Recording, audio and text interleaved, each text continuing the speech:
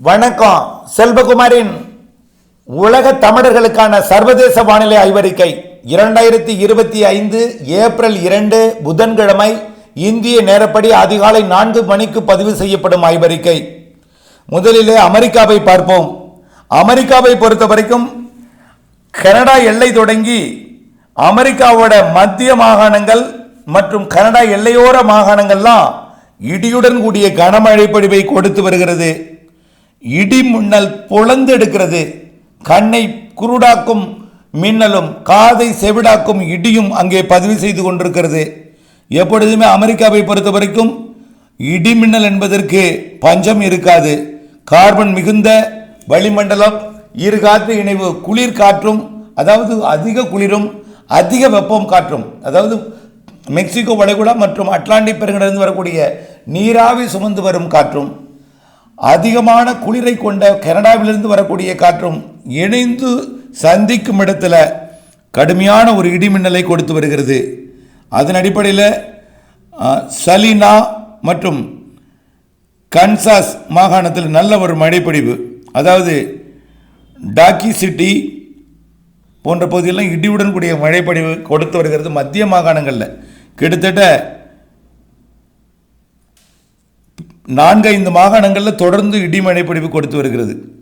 அதே போல் Florida மாகாணத்திலையும் Orlando பகுதிகளிலையும் கடுமையான இடிமழை பொழிவு கொடுத்து வருகிறது. அது அட்லாண்டிக் பெருங்கடல் ஓரத்துக்கும் புளோரிடா மாகாணத்தோட கடலோர பகுதிகளுக்கும் மழைப்பொழிவை கொடுக்கும். இருக்கக்கூடிய மணி நேரங்களை பொறுத்த வரைக்கும் அமெரிக்காவில் பெய்து கொண்டிருக்கூடிய இந்த குறைந்த அழுத்த பகுதி இடிமழைப்பிடிவு, குறைந்த அழுத்தம்னா சாதாரண அழுத்தத்தில் 987 மில்லிபாருக்கு வந்துடுச்சு. ஒரு புயல்னு தான் சொல்லணும். கடுமையான ஒரு சூறாவளி காற்றுடன் இடிமழைப்பிடிவை கொடுத்து வந்து கொண்டிருக்கிறது. இந்த மழைப்பொழிவானது மத்திய மாகாணங்களிலிருந்து தொடர்ந்து கிழக்கு மாகாணங்களுக்கும் மழைப்பொழிவை கொடுக்கும். அதாவது மிசிசிப்பி மற்றும் டெக்சாஸ், அதுக்கப்புறம் Mississippi, Louisiana, Alabama, Georgia, South Carolina, North Carolina மற்றும் West Virginia, North Carolina, Washington மற்றும் வெர்ஜீனியா பீச் பகுதிகள், பென்சில்வேனியா போன்ற பகுதிகளுக்கும், கனடாவோட டொரண்டோ மற்றும் அதன் ஒட்டியுள்ள பகுதிகளுக்கும் நல்லதொரு மழைப்பொழிவை, இடியுடன் கூடிய மழைப்பொழிவை கொடுக்கும் வகையில் இந்த காற்று சுழற்சி கடலோரத்தை நோக்கி நகரும். இந்த மழைப்பொழிவு விலகுவதற்குள்ளேயே தொடர்ந்து அடுத்த காற்று சுழற்சி பின்னாடியே மீண்டும் அடுத்த மழைப்பொழிவை மத்திய மாகாணங்களுக்கு கொடுத்து கடலோர மாகாணம் கொடுக்கும். வாரத்துக்கு 2-3 நிகழ்வுங்க அடுத்தடுத்து அமெரிக்காவை தாக்க வரக்கூடிய இடி மின்னல் காற்றுடன் கூடிய மழைப்பொழிவு வாரத்திற்கு குறைந்தபட்சம் 2, வாரத்துக்கு 3 கூட நடைபெறுகிறது. அப்படிப்பட்ட அமைப்பு இன்னும் தொடரவே செய்கிறது. தொடரும் என்று தான் உறுதிபட தெரிவிக்கலாம் அமெரிக்காவை பொறுத்த வரைக்கும்.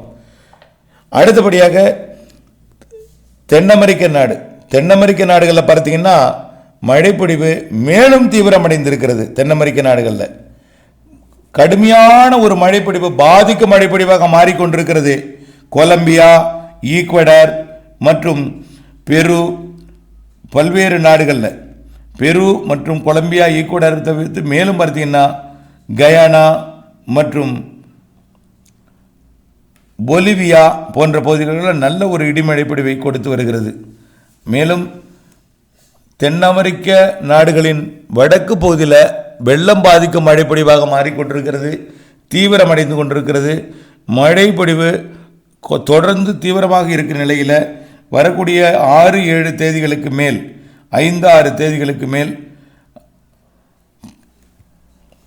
தென் அமெரிக்க நாடாகிய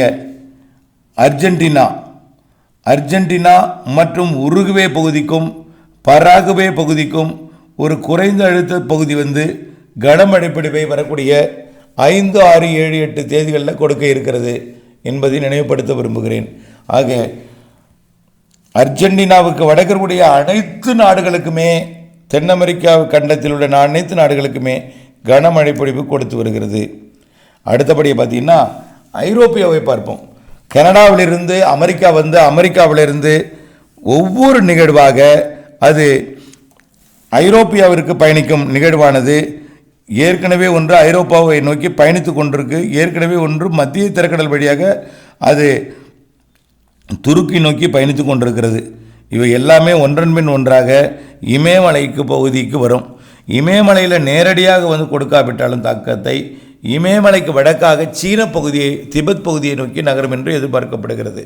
அதாவது குறைந்த அழுத்த பகுதி தமிழ்நாட்டுக்கு வரப்போகிற காரணத்தினால, உயரழுத்தம் இடம்பெறுகிற காரணத்தினால, அதற்கு அடுத்திருக்கக்கூடிய குறைந்த அழுத்தமாகிய மேற்கத்திய இடையூறு சீன பகுதிக்கு போகிறது. ஆகவே ஒரு இடத்துல ஏற்படக்கூடிய மாற்றம் இன்னொரு இடத்துல அப்படியே அடுத்தடுத்த தொடர் மாற்றத்தை ஏற்படுத்தி மழைப்பொழிவு இடத்தையும் மாற்றத்தை ஏற்படுத்தும். இதன் அடிப்படையில் ஐரோப்பா ஆப்பிரிக்கா இடைப்பட்ட மத்திய தரைக்கடல் பகுதிக்கு வரக்கூடிய நிகழ்வு மத்திய தரைக்கடல் பகுதி வழியாக சீன பகுதியை நோக்கி பயணிக்க இருக்கிறது. ஆக இப்படி மழைப்பொழிவுகள் ஐரோப்பா நாடுகளுக்கும் மற்றும் அதனை ஒட்டியிருக்கக்கூடிய மத்திய தரைக்கடல் நாடுகளுக்கும் நல்ல ஒரு மழைப்பொழிவை கொடுக்கும் என்பதுதான் இந்த ஆய்வறிக்கையின் சுருக்கம். அடுத்தபடியாக பார்த்தீங்கன்னா ஆப்பிரிக்க நாடுகளை பொறுத்த வரைக்கும் ஏற்கனவே ஆப்பிரிக்காவோட மத்திய பகுதியில் கனமழை பொழிவு கொடுத்து வருகிறது. தெற்கு பகுதியிலையும் மழைப்பொழிவு தொடங்கி இருக்கிறது. அதாவது தென்னாப்பிரிக்காவோட வடக்கு பகுதி மற்றும் மொசாம்பிக் பகுதி, மொசாம்பிக்கு வடக்கே பரவலான மழைப்பொழிவு கொடுத்து வருகிறது.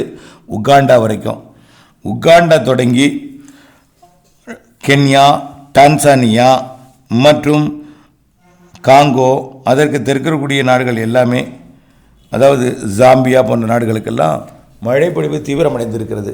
மழைப்பொழிவை பொறுத்த வரைக்கும் தொடர்ந்து பெய்து கொண்டே இருக்காது. ஆப்பிரிக்காவை பொறுத்த வரைக்கும் இடையிடையே வெயில் வரும். வெயில் இருக்கக்கூடிய நாள் நேரம் மணியெல்லாம் குறைவாக இருக்கும். திடீரென்று இடிமழை சூழும், இடிமழை மேகங்கள் சூழும், மழைப்பொழிவை கொடுத்தும் திடீரென்று விலகிவிடும். பிறகு கருமேகம் சூழ்ந்து குழப்பிக்கொண்டே இருக்கும். இப்படிப்பட்ட வானிலை தான் தொடர்ந்து இருந்து கொண்டே இருக்கும். ஆகவே இந்த மாத இறுதி, அதாவது ஏப்ரல் மாத இறுதியிலிருந்து மேலும் மழைப்பொழிவு தீவிரமடையும். சூடான், சவுத் சூடான் மற்றும் சோமாலியா போன்ற பகுதிகளுக்கும் மழைப்பொழிவு முன்னேறும். அதே நேரத்தில் தென்னாப்பிரிக்க பகுதிகளில் மழை ஓய்ந்து படிப்படியாக வெப்பச்சலன இடிமழை பொழிவு என்பது சூடான், சவுத் சூடானுக்கெல்லாம் கிடைக்கும், சோமாலியாவுக்கு கிடைக்கும். பிறகு உகாண்டா உள்ளிட்ட பகுதிகளுக்கு மழைக்காலம் இடிமழை பொழிவை கொடுக்கும். அதற்கு அடுத்தபடியாக ஆப்பிரிக்காவோட பல்வேறு பகுதிகளில் மழைக்காலம் முடிந்து பனிக்காலம் தெற்கு பகுதியில் தொடங்கும்.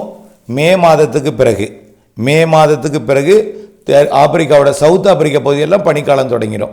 அது வரைக்கும் இந்த ஏப்ரல் முழுவதுமே சவுத் ஆப்பிரிக்காவின் வடக்கு பகுதி, மொசாம்பிக் உள்ளிட்ட நாடுகள் தொடங்கி வடக்கே இருக்கக்கூடிய எல்லா நாடுகளுக்குமே முதல்ல இடிமழையாக இருந்தாலும் அப்புறம் பருவமழையாக மாறிவிடும் என்பது ஆய்வறிக்கை. அடுத்தபடியாக ஆஸ்திரேலியாவை பொறுத்த வரைக்கும் ஏற்கனவே ஆஸ்திரேலியாவை தாக்கிய ஒரு நிகழ்வானது செயலிழந்து தற்பொழுது செயலிழந்துன்னு சொல்வதை விட இருகாற்று இணைவை கடலிலே ஏற்படுத்தி கொண்டு நியூசிலாந்தை நேரடியாக தாக்குதலை கொடுக்காமல் நியூசிலாந்தினுடைய தெற்கு பகுதியை ஒட்டி மழைப்பொழிவை மட்டும் நியூசிலாந்துக்கு கொடுக்கும் வகையில் பயணித்து கொண்டிருக்கு. 3-4 தேதிகளில் நாளை மறுநாள்லாம் இன்றிலிருந்து வரக்கூடிய 3 நாட்களுக்கு நியூசிலாந்திற்கு கனமழையை கொடுக்கும் வகையில் நிகழ்வானது நகர்ந்து சென்று கொண்டிருக்கு. 988 என்கின்ற மில்லிபாரோட அழுத்தத்தோட, புரியுதுங்களா? ஆகவே நல்ல ஒரு வலுவான நிகழ்வு தான். நியூசிலாந்து கரை கடக்காமல் நியூசிலாந்துக்கு கனமழை பொழிவை கொடுக்க போகிற ஒரு அமைப்பாக பயணித்து கொண்டிருக்கிறது. அதே போல் ஆஸ்திரேலியாவோட குயின்லாந்து மாகாணம் மற்றும் வடக்கு ஓர மாகாணம் 2 மாகாணமே, வடக்கு மாகாணம் மேற்கு மாகாணம் 2க்குமே, குயின்லாந்து மாகாணம் ஒட்டுமொத்தத்துக்குமே, அதே போல் கிழக்கு மாகாணத்திற்குமே நல்லதொரு மழைப்பொழிவை கொடுக்க இருக்கிறது. தொடர்ந்து இருந்து கொண்டே இருக்கும். ஆக அடுத்து சிங்கப்பூர், மலேசியா மற்றும் இந்தோனேஷியாவிற்கு தொடர்ந்து இடிமழை பொழிவு கொடுத்து வருகிறது. சிங்கப்பூர், மலேசியா, தாய்லாந்து பகுதிக்கு நிகழ்வு அங்கிருந்து தமிழ்நாட்டுக்கு வரும், மழை கொடுக்கும் அமைப்பாக வரும் என்பதனால கண்டிப்பாக அங்கும் மழை இருந்து கொண்டிருக்கும். நல்ல மழைப்பொழிவை கொடுக்கும் என்பது தான் இந்த ஆய்வறிக்கையோட சுருக்கம். தொடர்ந்து வானிலை அப்டேட்ஸுடன் இணைந்திருங்கள். திட்டமிட்ட பணி செய்து லாபமடைந்திருங்கள் என்று அன்போடு கேட்டுக்கொள்கிறேன். நன்றி.